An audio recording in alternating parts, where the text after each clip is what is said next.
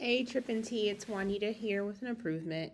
So I know everyone's familiar with our YouTube improvement channel, where we house all of our improvements. But we also have a knowledge-based channel which house like training videos or customer service videos for customers to learn how to replace their products. So I went ahead and I organized it so it's a little bit easier for me in customer service. For when I send out a replacement product, I can also send the video that's associated with that replacement product so that the customer knows how to replace it. So what I did is I took videos that previous engineers have sent me, possibly through the Google Chats or different forums. I added them to the knowledge base channel, and then I went ahead and I separated them so that'll be easier for me to find when I need to send them out.